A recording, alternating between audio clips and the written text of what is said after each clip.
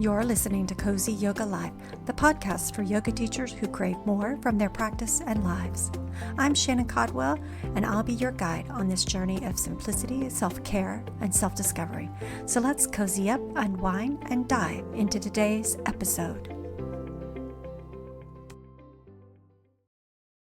Hello, Cozy Crew, and welcome back to another episode where this season I'm covering the real life struggles of yoga teachers. And for this episode, I wish I didn't have to talk about this particular one. However, it's all too common for yoga teachers, whether you teach full-time, part-time, or you have this just as a side gig. And that is the struggle many teachers face with financial insecurity. In today's episode, I want to cover the top reasons why yoga teachers face financial insecurity. I'm going to talk about mindset shifts that need to happen across the yoga industry.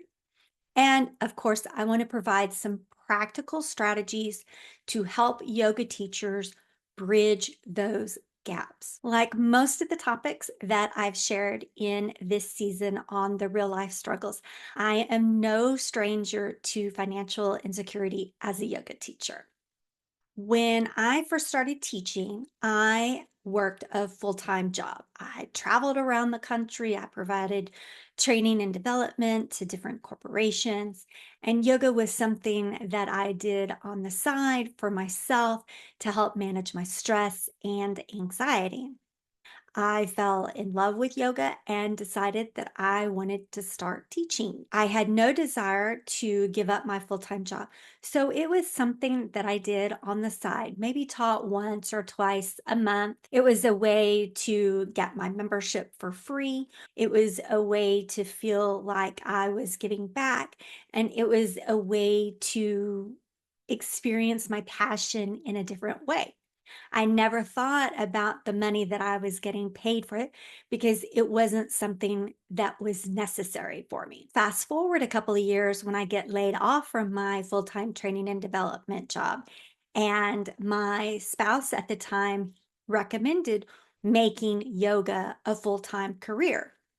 Since I was disillusioned with working full-time in the corporate world and I loved yoga, it seemed like the perfect solution.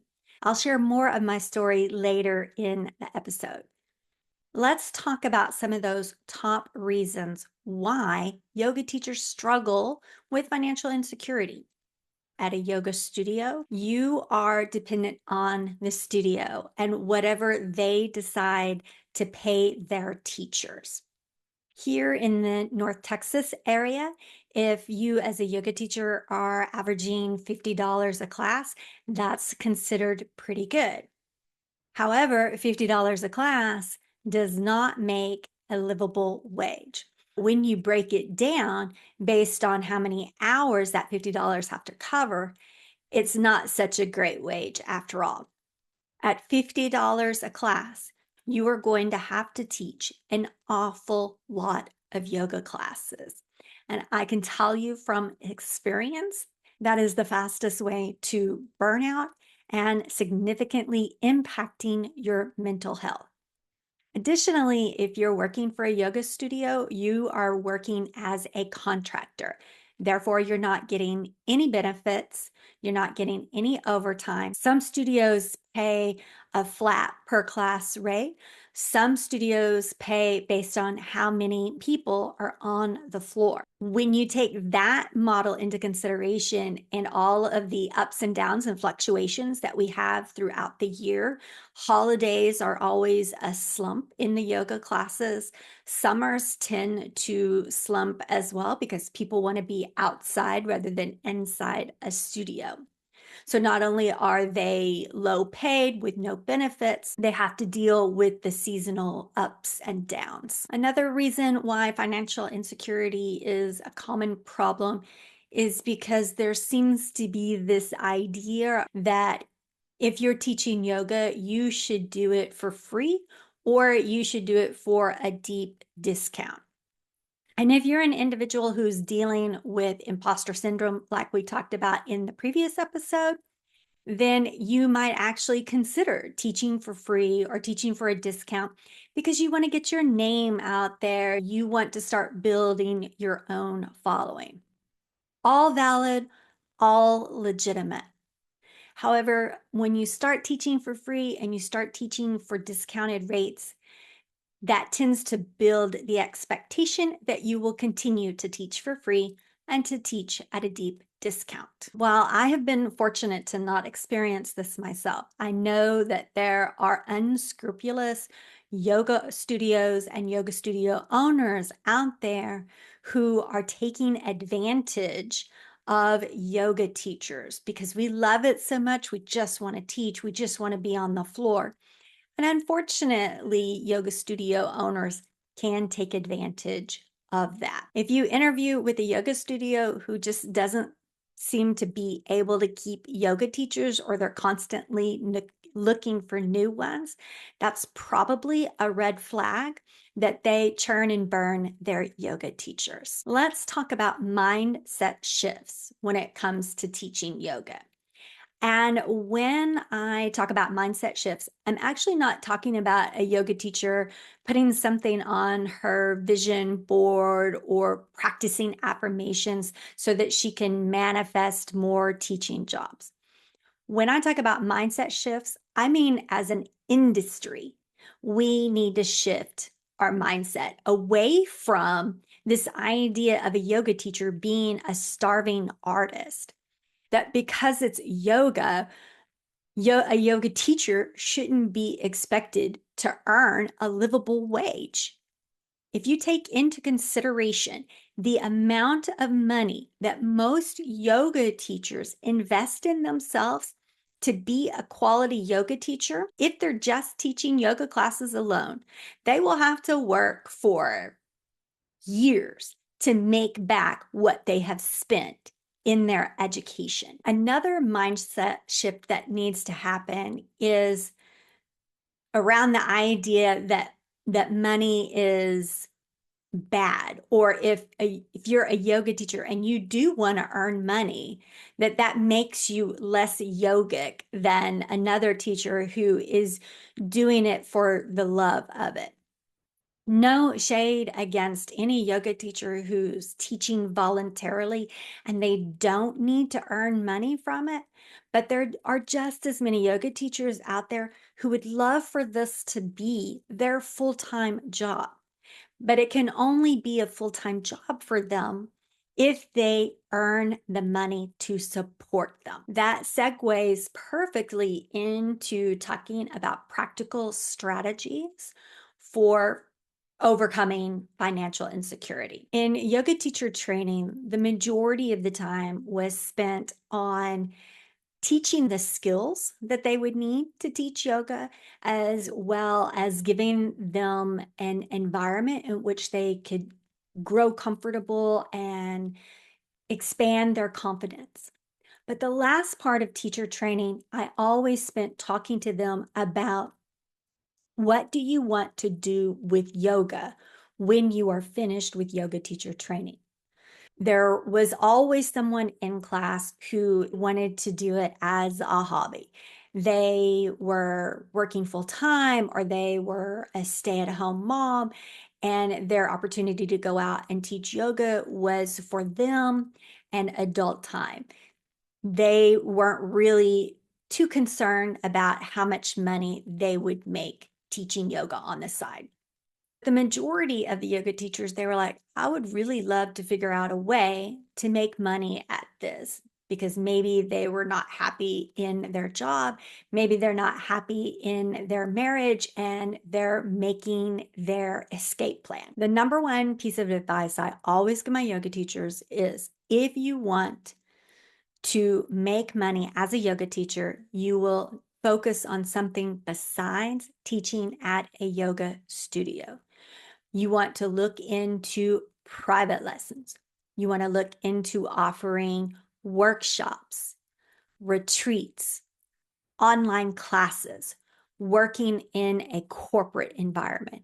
They're all going to offer better pay and allow you to have more control of over what you make. You can also look at passive options. Maybe you start a YouTube channel or a membership where all of your classes are online and people pay a monthly fee in order to access all of those classes. Now, talking about each one of those options would be an episode of their own, but those are just some top ones to think about, to go out and research if you haven't already looked into those options. The other piece of advice that I give yoga teachers for being able to create financial stability was to not only look at different ways in which you can control the amount that you're making, but to diversify. Don't put all of your eggs in one basket. Maybe you offer a couple of workshops a month, and then once a quarter or once every 6 months, you offer a retreat. While at the same time, you've got your YouTube channel that is generating a monthly membership for you. Earlier, I was talking about how I got started teaching yoga, and that was teaching at a studio while I had a full-time job. And then I got laid off, and then I looked into turning my passion into a career. So I started teaching classes at a local community center. I got to control how much I charged. I got to control how many people came. And over time, I built up that following until I had enough people to justify opening up a yoga studio. That came with its own fair share of financial struggles. I found that I was still teaching a ton of classes and I was still burning myself out. That's when I started to look at offering workshops and realizing that for the effort and the time and my return on investment, that workshops made more money than teaching the yoga classes. Because I was teaching so many classes, I realized I needed more teachers.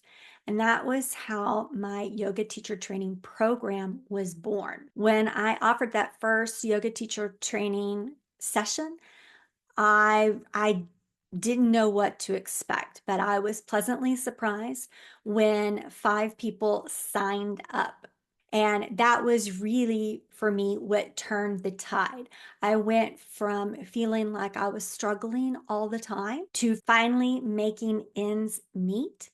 Not only was I making more money, but I was enjoying my time more. I really found what married all my passions together. Yoga teacher training was the natural progression for me, and I was able to do that for many, many years. I did other things as well. By the way, I forgot to mention I had sold my yoga studio. I realized that that was just not for me. It was not something that I loved doing. When I sold my yoga studio, it allowed me to focus more on the yoga teacher training, which is what I absolutely loved doing. Now, 20 years later, ironically, I've come full circle. I have gone back to working full time, and now yoga is something that I do on the side. I look more at those passive avenues of generating income through books and planners and sequences. I still offer yoga teacher training, but it's now all on. I found that in this stage of my life, this is what is working for me. This is what decreases my stress and anxiety and eases up my mental load. I think that's something that's really important to keep in mind when we talk about financial insecurity for yoga teachers. It's okay if you start teaching yoga and realize the things that you need to do to make money are not what you want to do. And I don't mean that in a negative way or you're having to manipulate or anything. I just You are allowed to try something, and if it doesn't work or you don't like it, you're allowed to change your mind. If you started teaching yoga and you're like, I really want to do this, but you've been teaching for just a little bit and you decide, maybe this really isn't what I want to do. I want yoga to stay just a passion project for me. You are allowed to do that. Life changes, life evolves, and you need to be aware enough and brave enough and strong enough to know when you need to pivot and do something different. Because when you can take care of your financial health, that's going to help you take care of your mental health. For me, that's always the number one that I want to make sure you're doing, is that you're taking care of your mental health so that you can help others take care of theirs. Whether you're just starting, not making a lot of money, or you are cranking it out, living your best life, teaching yoga, traveling the world, make sure to check out all the resources I have available to you, from free all the way to paid. That wraps another soul-nourishing episode of Cozy Yoga Life.